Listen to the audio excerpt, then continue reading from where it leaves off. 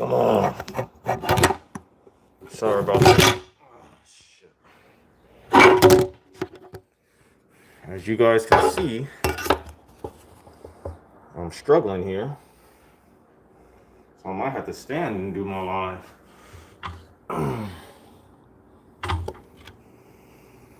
As you guys can see, I'm struggling here. I'm still new at this. So I'm trying to get it done. I'll figure it out at some point. But man, I needed this thing lower. So I want to get half my body in. But this thing is falling over and acting weird.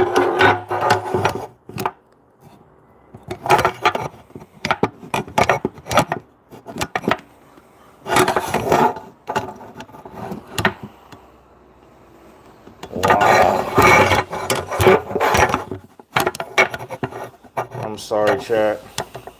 I'm new at this and I'm trying to get it done and I'm struggling. Damn it. Don't fall. How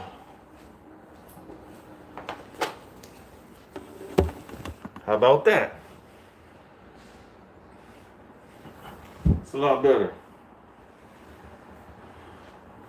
It's way much better. So chat. Hold up.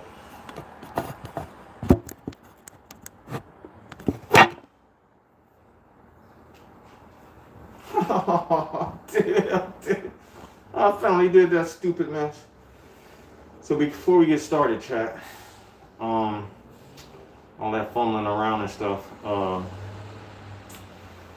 wanted to give a shout out to Nipsey Hussle's brother, Black Sound. He opened a restaurant, and it's in West Hollywood. It's called Marathon Burgers. So we're gonna do a food review at some point, because on my channel we're gonna do things like that. I love food. I love doing food reviews. So with that being said, go get you a burger. Go get you a burger. Support them. You know what I mean? It's good to see our people's, doing good and trying to find their way and make their way. So go get you a burger from Marathon Burgers. Shout out to Black Sound. So anyways, the last feed I did was my first feed. As you can see, I fumbled in the beginning. Fumbled the bag, But YouTube only was able to get, I think, 26 minutes of that. I had did an hour feed, and YouTube only got 26 minutes of that. And that's partially my fault. I was rushing. And so, with that being said, I'm still new at this, so y'all give me a chance to get my bearings straight. So anyways, with that being said, so on my last feed, you missed a lot of information.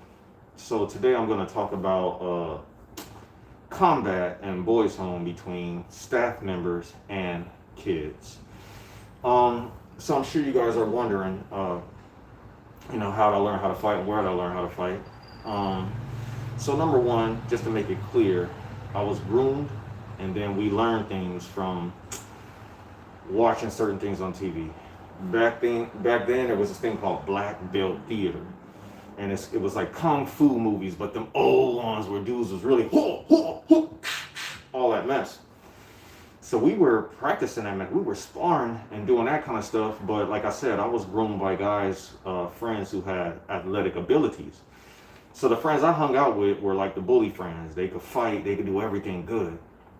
And some of them kind of taught me how to wrestle and things like that. And they'd notice I'd be holding back and crap, and dudes would be like, "Hey man, that's not how you wrestle."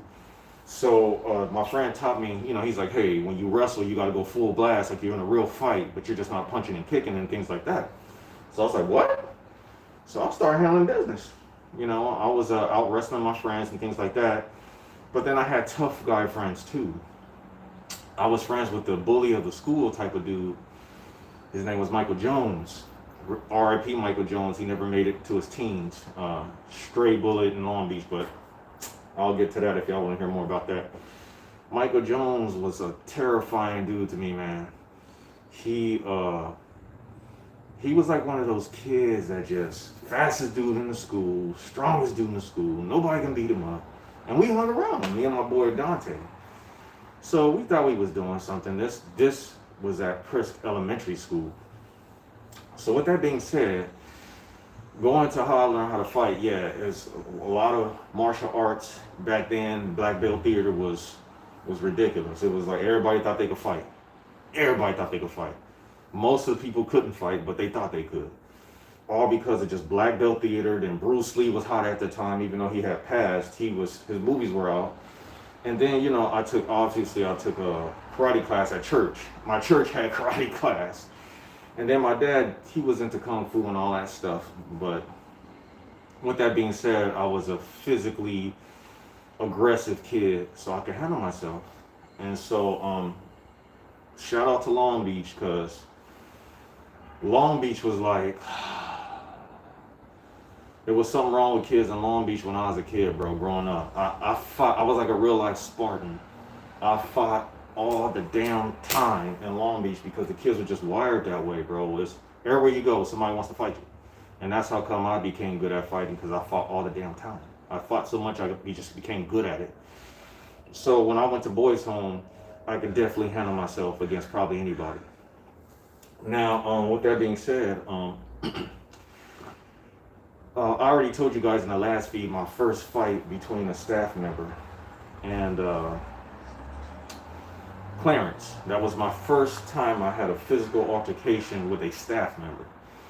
Now, I've seen other altercations with staff members and so on and so forth, but, he was the first staff member I got into with at Greater Hope Society at my first boys' home. Now, I had other fights with kids too, and I'll get to that.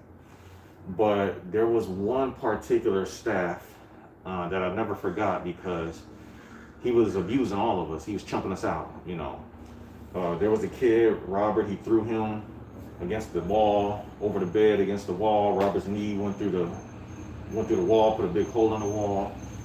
And then he hit me with a baseball bat, the little Dodgers baseball bats back then in the early 90s. He hit me with the Dodger bat in the legs and stuff. And then he picked up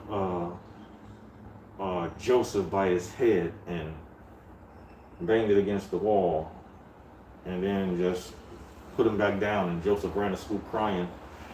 So at some point, yeah, we did have to get involved and tell Miss Ford, but the problem was Miss Ford was dating the guy. So I got terminated because of something I did at Harbor City College. We used to break into the roofs at Harbor City College back in the days on Sundays, because that was the swap meet days. And we were breaking into the classes through the roof. We just climbed on the roof and we were breaking into classes and tearing up stuff. So I got in trouble for that because we got a hold of custodial carts, the electrical carts, and we were driving them, and I think one of the guys ran it into the garage and broke the garage, and then we all took off. But the point is, Miss Ford found out about it because one of the kids I took with him told a staff member that he trusted, and the staff member tried to get his brownie points. And, he went and tattletaled, and so I was already in trouble for that.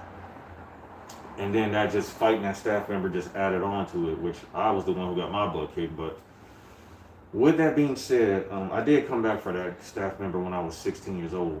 And that's when I got my grown man strength. I was training, playing football, I was a weightlifter, all that stuff. So I was ready for the smoke. So I came back and looked for him, but by that time, that was years later, he was gone. But with that being said, I'm sure you guys want to hear about, more of the combat and fighting in, my first group home, boys home. So there was this kid, his name was Cortez. And Cortez was a black kid with the name Cortez.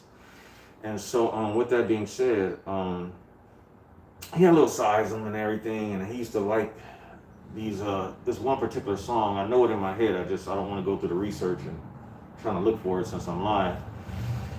But the point is, we had a disagreement with something, and I remember us going outside, and we started squabbling.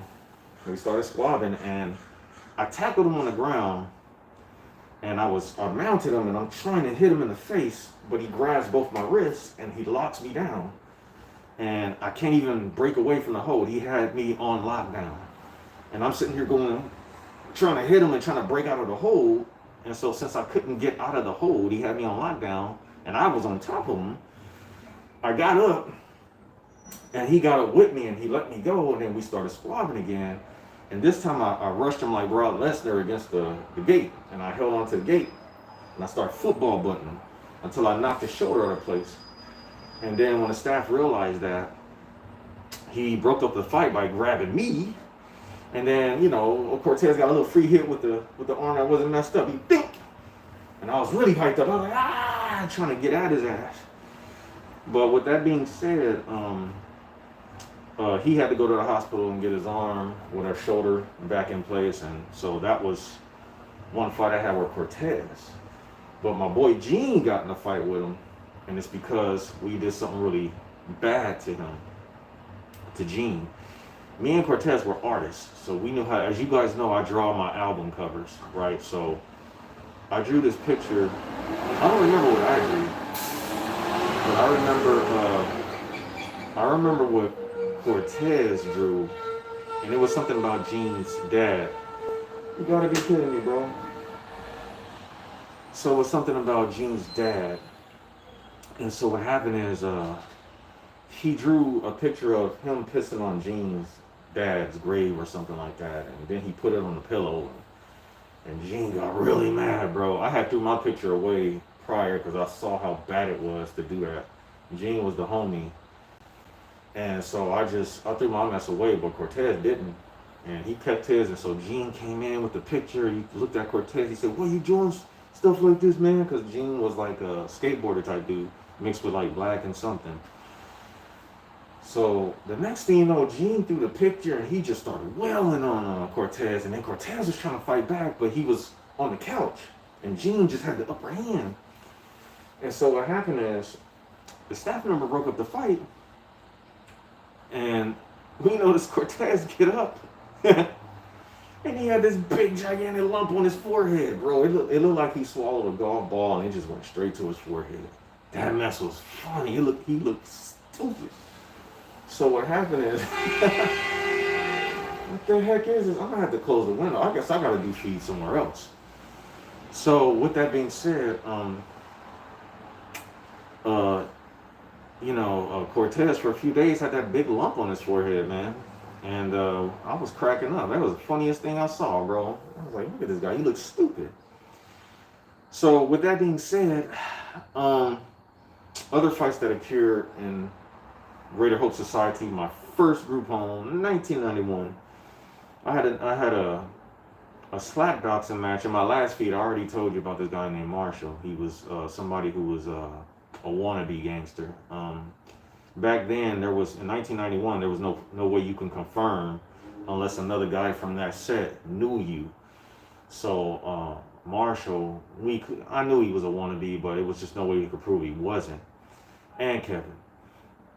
But with that being said, I remember me and Marshall early in the morning. We were going to Wilmington Junior High School, man.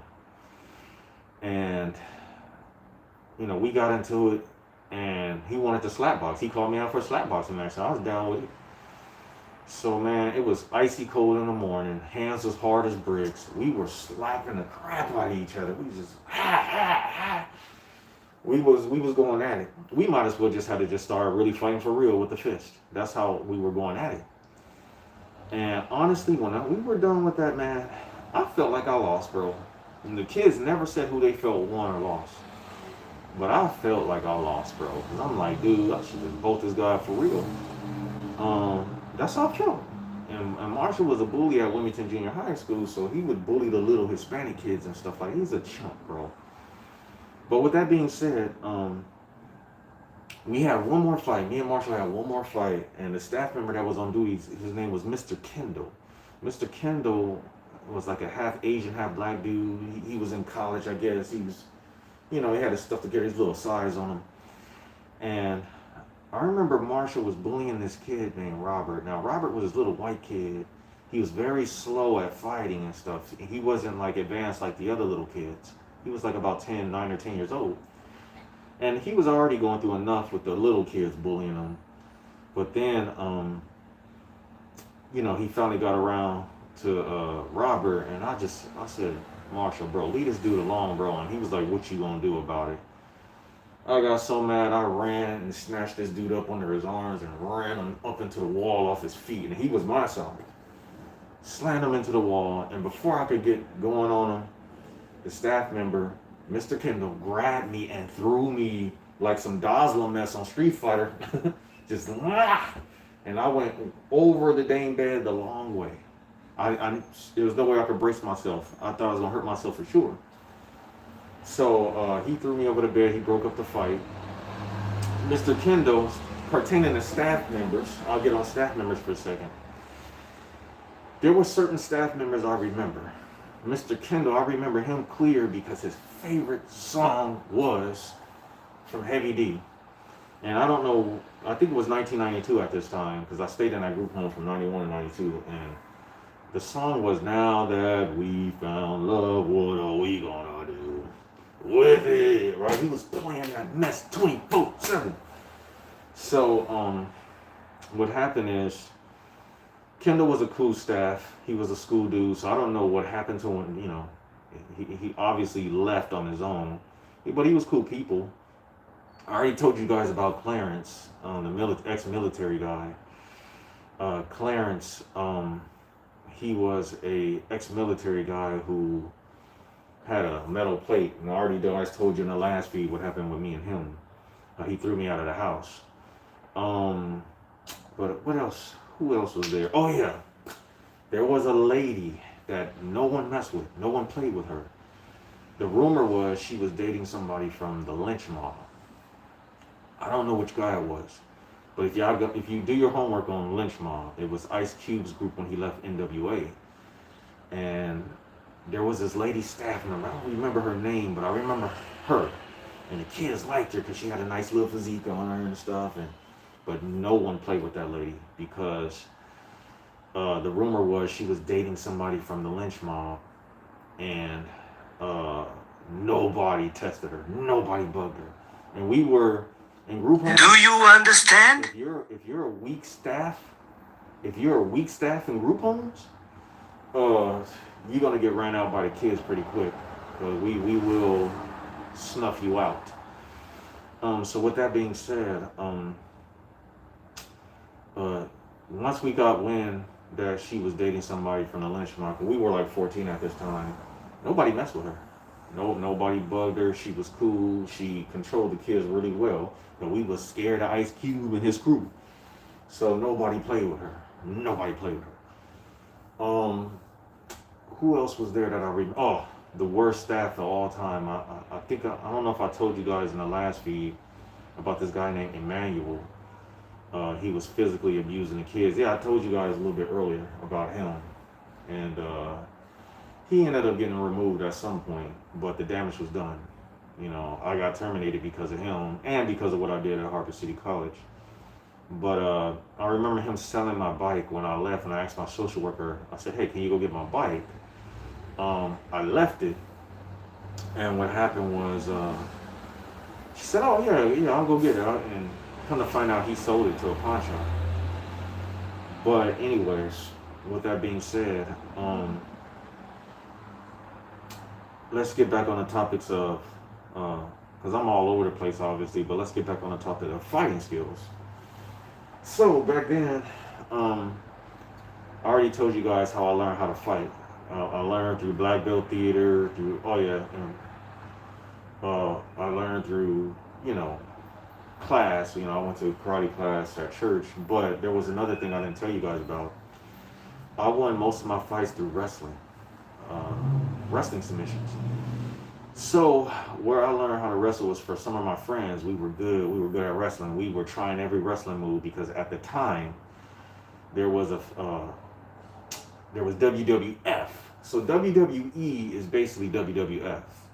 They changed it to WWE at some point, but in the 80s it was called WWF, World Wrestling Federation. Now there were, they had some really interesting wrestlers that you probably haven't heard about if you're your younger generation. There's two wrestlers that I use their finishing moves all the time for real in real fights. And one was Jake the Snake Roberts. Jake the Snake Roberts was the guy who he'd beat you with the DDT. He'd put you in a guillotine choke basically, and then fall backwards and bust your head basically. And so that move, before the UFC, before the UFC made it popular, that move was a finishing move for me in real fights. But I didn't DDT the person. I just held them in the lock, and safety, just so they won't do anything. Didn't know you can choke someone out and put them out. Now, the other wrestler that moved, that I used this finishing move that worked in real life was, do your homework on Brutus the Barber Beefcake. That was the guy that he put you in a sleeper hold and then send you to sleep and then cut your hair. And then when you wake up, you'd be bald and crap. So his move was a sleeper hold. And he would just sling you into the ropes, and then when you coming back, he'd just lock it on you. And he'd just be choking you out till you went to sleep. And then he would he'd be scraping your forehead and stuff with something, and you'd be bleeding and all that. But that dude used to always have these big old gigantic scissors. And so I used his move a lot in real fights because it worked. And I was physically capable and gifted enough to get it on people. So, when I was a kid, but anyways, moving along, that's how I became, good fighters, because I had friends that grew me. I took classes, and then I was just already physically gifted already. I'm out of shape, as you can see right now, but, eventually I'll get back in shape. But the point is, when I was a kid, we did everything. We had bikes, we had scooters, we had roller skates. We ran all the time. We was like some Conan the Barbarian bull crap. So with that being said, I always label myself as warrior type because, I grew up fighting all the time, but that was just the physical part. There's a spiritual part, but I'll get into that in the future feeds. There's a lot of depth to me, obviously, that I'm going to share with the feed when I start building up a following. But until then, I had a lot of physical fights. I remember every fight I got into. I remember every time I won, every time I got bullied. I remember every last one of them. So I'll go ahead and talk about the fight. Before I went to boys' home, I got expelled from the school district. And I got expelled because I got suspended for fighting, and then I came back 3 days later as a 3-day suspension, got in another fight, and then they expelled me out of the school district. And I had a heck of a whooping for my dad. I had a heck of a whooping. But what happened was, there's a kid named, I think his name was Maurice. We went to Washington Junior High School. And we were playing basketball, and we were like, I think 12, I think. And, I guess I fouled him. I don't really remember what happened, but he called me out. He said, okay, after school, down the street, right over here, da-da-da, and I was there. I met him. He brought 3 of his friends, this big Samoan dude. If you guys know about Long Beach, they had Samoans and they had Cambodians, along with Hispanics and then blacks and whites, depends where you were. The good side of Long Beach, obviously, Signal Hill and all, but the point is, he had a Samoan friend, he had a black friend, and he had somebody else, and he brought him. He was cocky. He just thought he was gonna beat me down. So what happened is, after school we met, and his friends and everybody showed up, and they did the thing, you stand each other's face, and they like egging you on, hey, do something, one of y'all do something. So I hit him with a right hand hook, boom. He took the hit, came back and did a 1-2. He did a 1-2, and so hit me on the forehead, and then we started, wrestling. And I was wrestling him I got him to the ground, but his friends broke us up because they want to see us duke it out. So what happened is they stood us up again. We're face to face, and the same thing. I hit him with a right, and then he took the hit, and then went boom, boom again, right in the forehead. And we started scuffling again and wrestling. And so what happened was, he finally I finally took him down, but this time I put him in the chokehold, the rear naked choke. And his friends, nobody helped him. Everybody stayed. It was fair fights back then. There was no group thing. And I'm choking him out. And a guy pulls over, an old man in a van pulls over. He starts talking me into trying to let him go because he understood the move I had him in. I didn't really know you can even put someone out. I would have done it a billion times. But he was letting me know, hey man, you don't want to do something you're gonna regret. Let him go. And I was like, no. And I started choking him harder, and his hands started to fall, and then the next thing you know, the guy convinced me to let him go, and I let him go. And then the very next day, this fight took place down the street from the school. So the very next day, he was bragging to everybody that he beat me up or something, but he was on the verge of going nighty-night permanently. And so what happened was, we got called into the office because the word got around school, and we got called to the principal's office for a fight we had down the street. And even though the fight was down the street from the school, we still got suspended, 3-day suspension.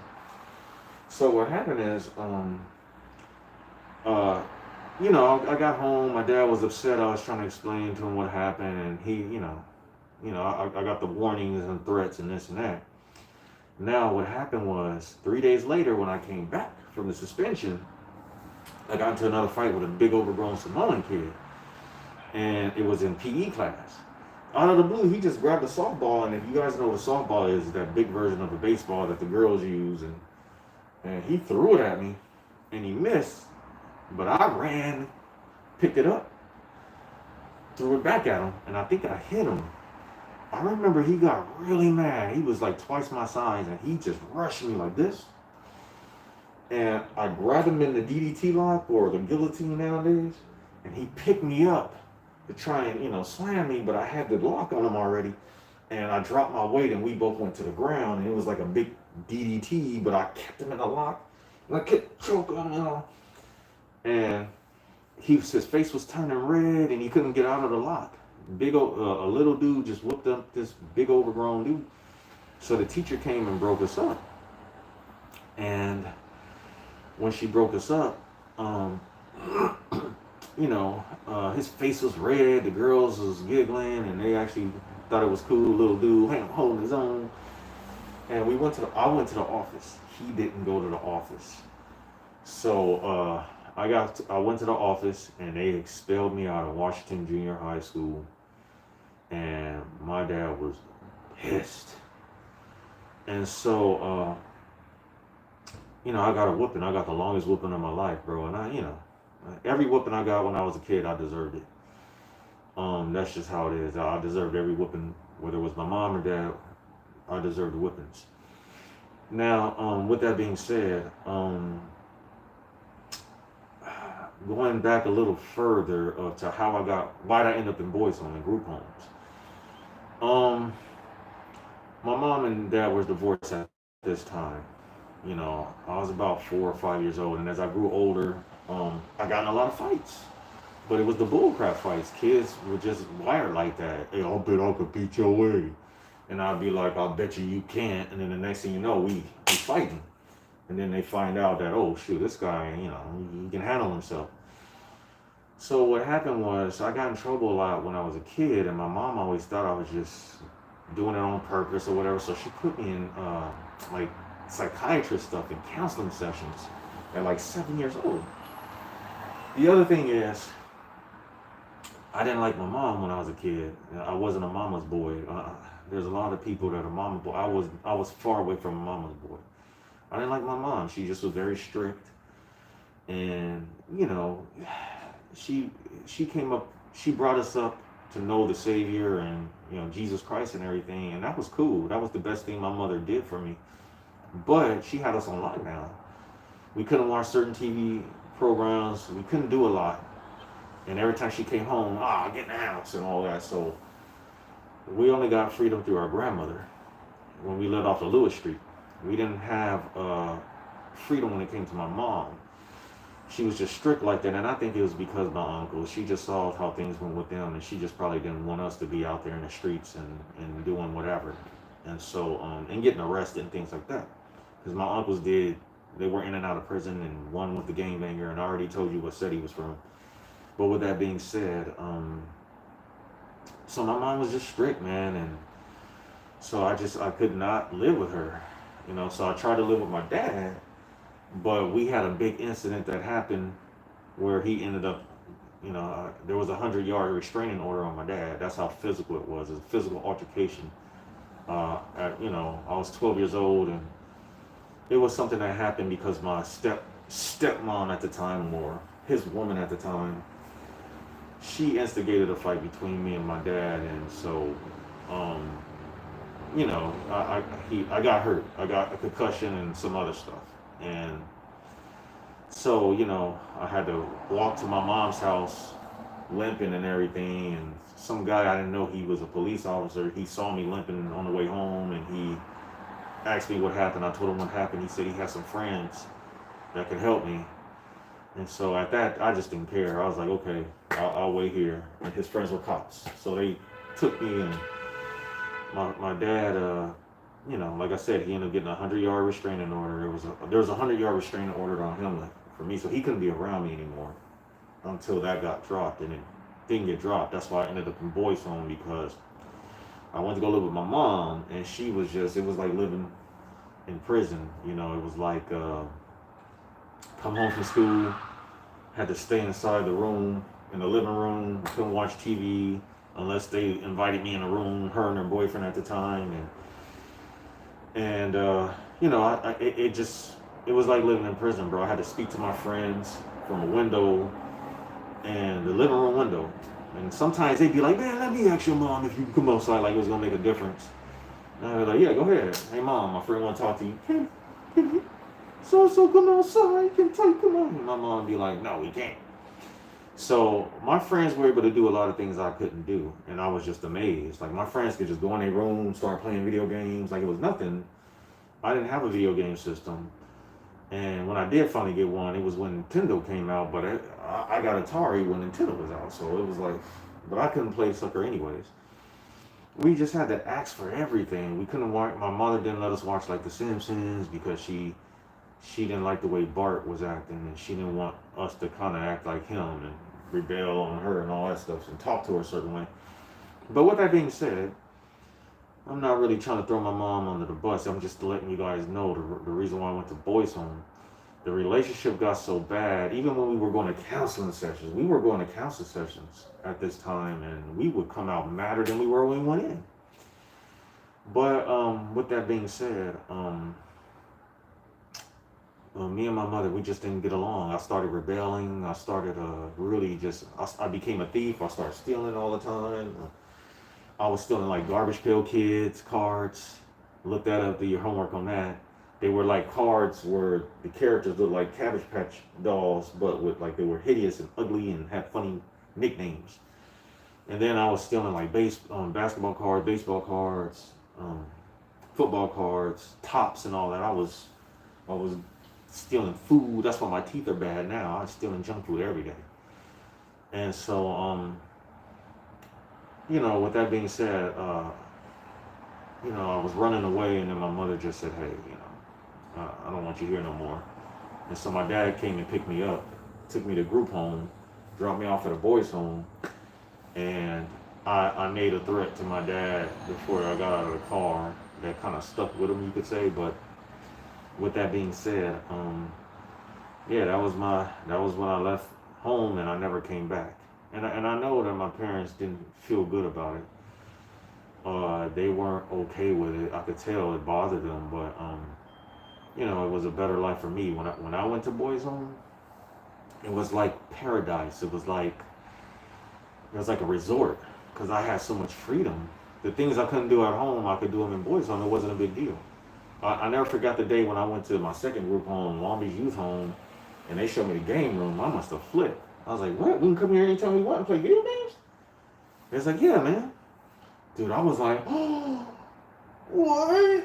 What? Man, I was like, I don't have to ask? I'm just coming here and play video games? Yeah. I'm going outside and play basketball on the basketball court? Yeah. I said, what's up with you, man? Like, I didn't get to do this stuff when I was living with my mom. So I knew then and there. I knew then and there when I got to my first boys' home. I never wanted to go home, never, and I wasn't going to go home. There was just too much freedom there, and I just didn't want to lose that. I didn't want to lose that freedom. I didn't want to lose the freedom, bro. So, and people knew I didn't belong in boys' home.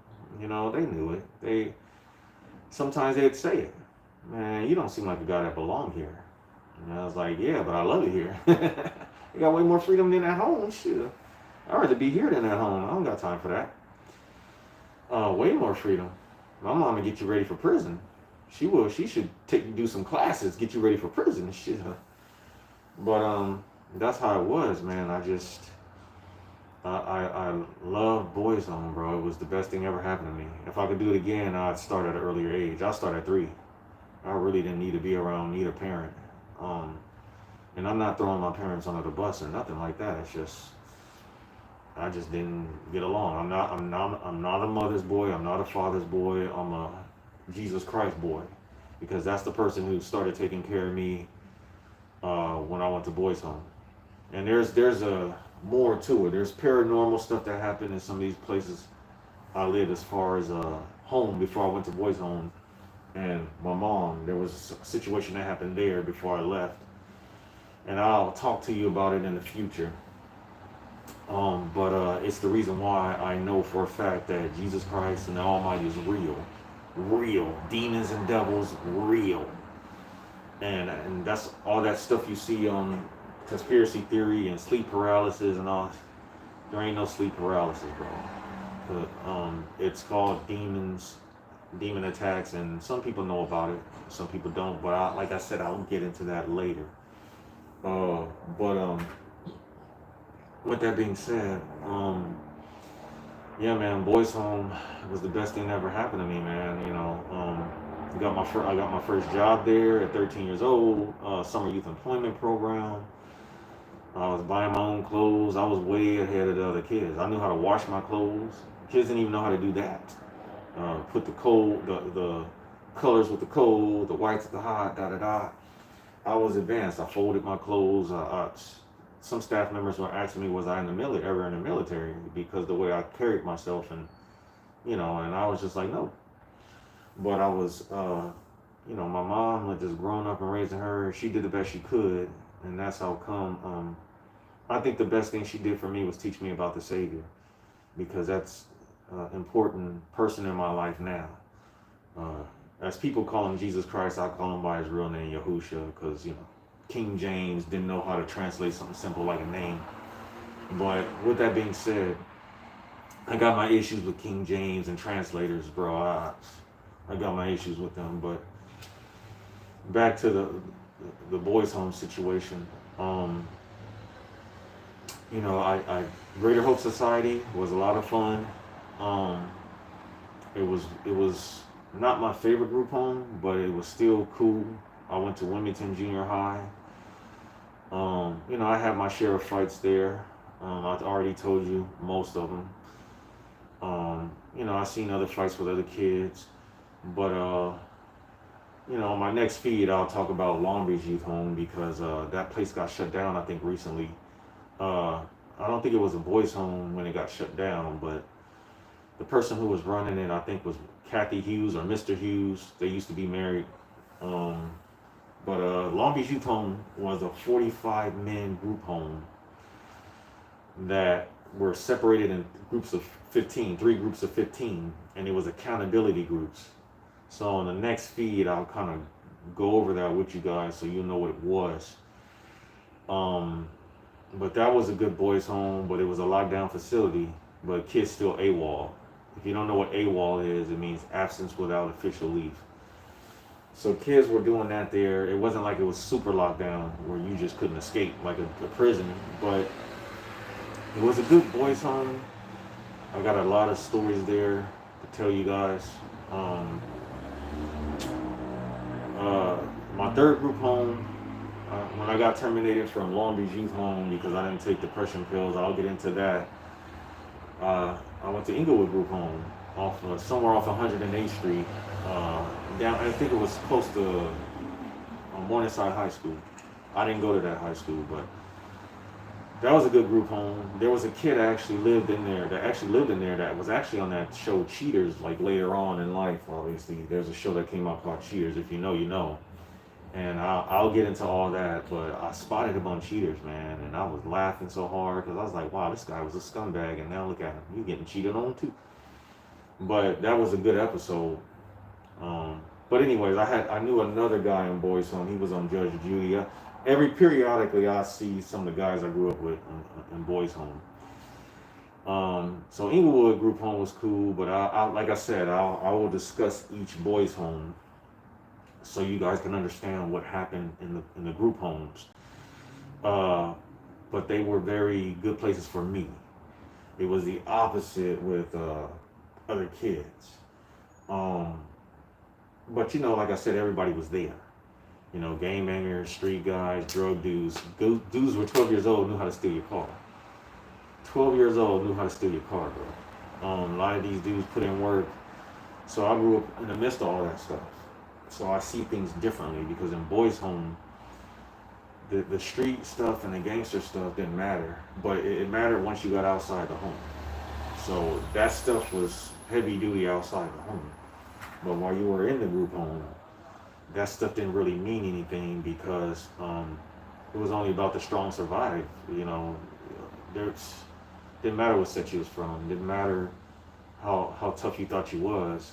At some point, you're gonna get exposed for being either a strong person or a weak person. So that stuff didn't matter in Boys Home. I know it matters now because everybody's drilling now, and it makes. I guess now to sell an album, you gotta be putting in work and then until it comes back to hit you to get used. But back then in the 90s, it wasn't that kind of program in Boys Home, group homes. I met guys, Bloods, Crips, Essays.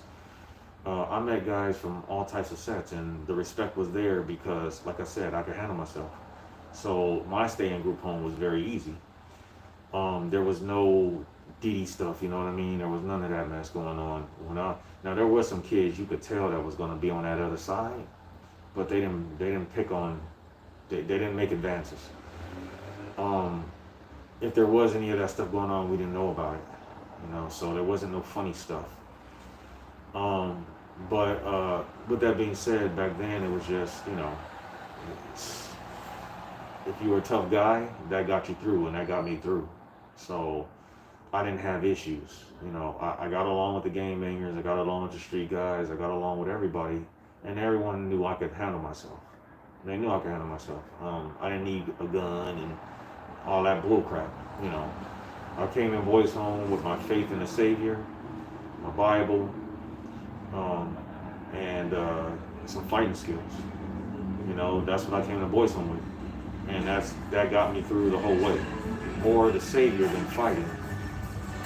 But I see things differently. I don't see the toughest guy as a guy who's in the streets talking about they a demon taking out people. I don't respect that. Just a second.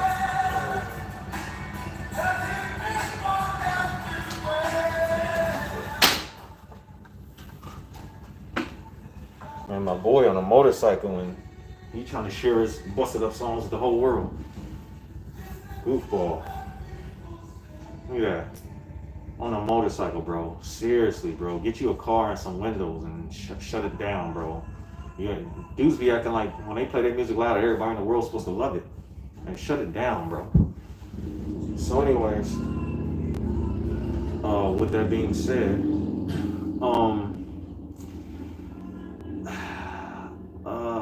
I'm not gonna go through everything on this feed, because I have so many stories and so many things to tell you guys. But we can also discuss other things. I want to give a few shout outs though, because there's certain people online, content creators and stuff online. I like the way they run their platforms. And so I like to give them a shout out because just they inspired me to get my platforms going. Number one is King AK-47. Shout out to King AK-47 because he inspired me, man. His story is heavy duty. He's a smart man. how I caught up with AK-47 is I've never met him, but I am like a moderator, I guess, on his feed when he goes live, and I got respect for him because I've been watching him for years. I just never joined, but I watched him for years, and there was something really good that he did that I thought was so cool, and it was when he exposed that video on TMZ for being edited when Takeoff had got himself red rum. And the thing is, I thought that was so important because I knew he was gonna crack it. I knew he was gonna crack that because it was bothering him. He was just on it, and every day he went live, I was just seeing if he was gonna get it and figure it out because he knew something was wrong. And when he cracked that, everybody had to go ahead and admit it. Everybody had to admit that that mess was edited. And I was just more shocked that TMZ would even put some edited mess up there like that and try to fool the world with that garbage. But King AK-47, he cracked the code on that, and I was really pleased with that. I was like, dude, this guy's smart. It explains why he's still here today. He was not just an ordinary street dude. There's a reason why people keep picking at him, talking about he the police and all that dumbass. No, he's not the police or nothing. He's just a guy who's extremely smart. He's ahead of his time. So I don't know if he's aware of that. A lot of his people that watch him probably aren't nowhere close to on his level. But I was impressed with that, and I just became a fan then and there. Then I finally joined officially like last year. Um, so shout out to King AK-47, just a smart dude, and he's a street guy that he made it. He won. He beat the system. If you don't have to work a 9 to 5, you beat the system. So shout out to King AK-47. Shout out to GameSpitter too. GameSpitter be making me laugh because he tells you the mistakes somebody made that got them destroyed. So shout out to GameSpitter, man. I was following him for a minute too. Still follow him obviously because he cracking me up. He's telling you, hey, these are the mistakes this guy made to get destroyed. And he's funny with it. I think he should have way more followers. I don't, he has a good following, but I think he should have way more. He's just a clever guy. So shout out to him too. Shout out to Truth Teller because Truth Teller, he does that board. He used to do that board thing and write on the board and be breaking that mess down on the board. I'm gonna start doing that too. But that's when I start talking about the Savior and everything. Shout out to him. And then one more person. Oh, Low Tier God. Shout out to Low Tier God because I've never seen anybody run their streams the way he does. He can ban people and blacklist them and they'll keep coming back. Like Rick Ross said, we keep them coming back. We keep them coming back. Bust. But with that being said, Low Tier God, bro, I hate what happens to him or what happened to him with the YouTube thing, but I don't like the way people are stealing his content and then making money on YouTube with it. That bothers me. I've never seen anything like that. A person can go to his feed, where he's on now, Twitch or whatever it is, steal his content and put it on the YouTube channel and make money. I've never seen anything like that. But that's what they do, man. He got so many haters, and it's just weird. Like I've never seen somebody with that many haters, and they're eating off of stealing his content. I was wondering what he meant by stream sniping. I was wondering what he meant by that, and now I understand because I'm seeing dudes when you type up Low Tier God, and it's just probably hundreds and thousands of people who stealing his content, and he doesn't get anything out of it. I don't really fully understand the whole thing that went on with him in YouTube, but I respect how he ran his channel. People who can control people like that and have them keep coming back, and you can ban them 800 times and giving you money left and right, and I don't know, bro. This dude got whatever it takes, but I heard he's from LA, where I'm, LA too, South Central.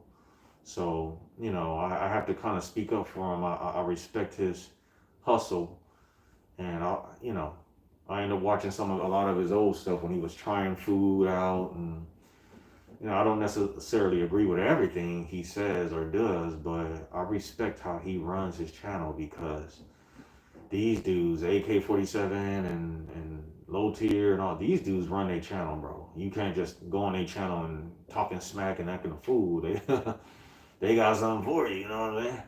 So shout out to low tier God too for how he runs his channel, and I hate the fact that people could steal from him. I hope YouTube reconsiders and give him his channel back, because I think it's messed up that thousands of people can steal his content and go on YouTube and eat.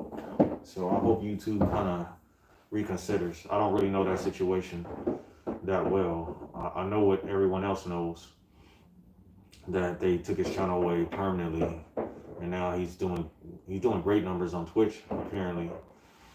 But shout out to him. I have respect for people like that. But with that being said, I'm gonna cut this short in a few minutes because I have to obviously work a 9 to 5. At some point, I'll get popular enough to do what they're doing. I don't have to work a 9 to 5.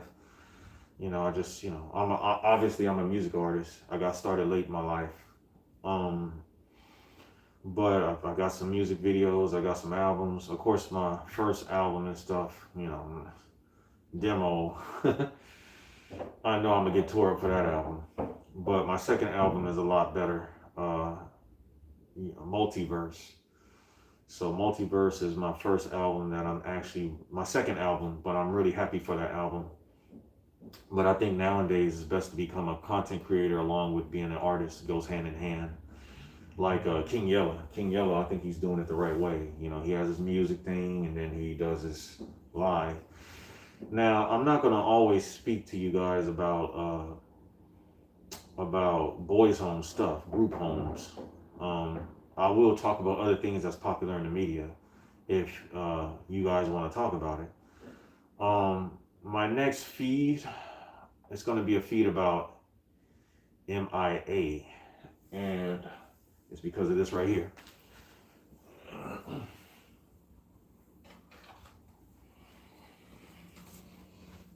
These right here.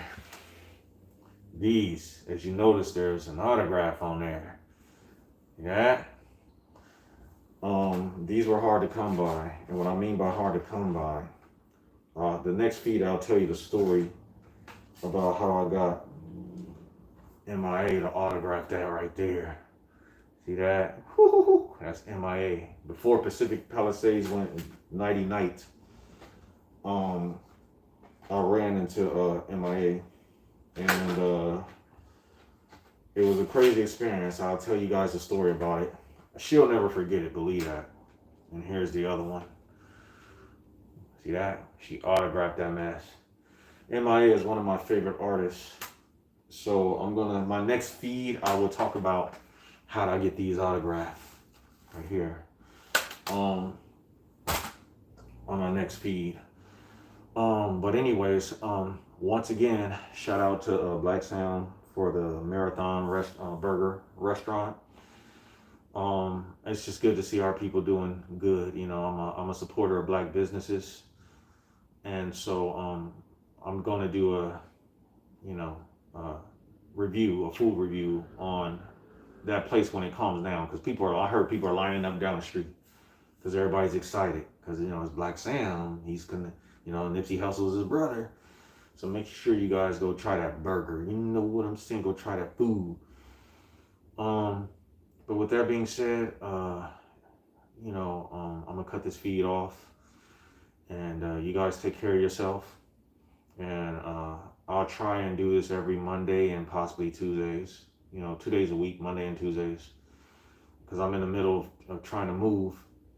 But we're gonna have a lot of fun on my channel because I'm very animated. I haven't even begun to really get down. It's only my second feed, but I'm very animated. I like doing the little cartoon voices and calling chumps little chumps and little busters and all that stuff. I love doing that. But we're gonna have some fun on my channel.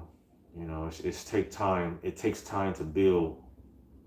I'm not in a hurry, but this is like my what do you call it? This is like my therapy. This is my therapy, man. I went through a lot in my life, and so I'm gonna share it, because now you don't need to write a book. You just go to YouTube and tell all your fans, hey, what happened? and you know, eventually you'll build a following. But we're gonna do all types of stuff. I want to get big enough to where I have a Twitch, so I'm gonna start playing video games at some point when I get big enough. Um, I do make music, and I have good songs I haven't put out yet, and I'm not gonna put them out yet. The songs you see now, the music videos are now, they're kind of watered down because I don't use certain language and things like that.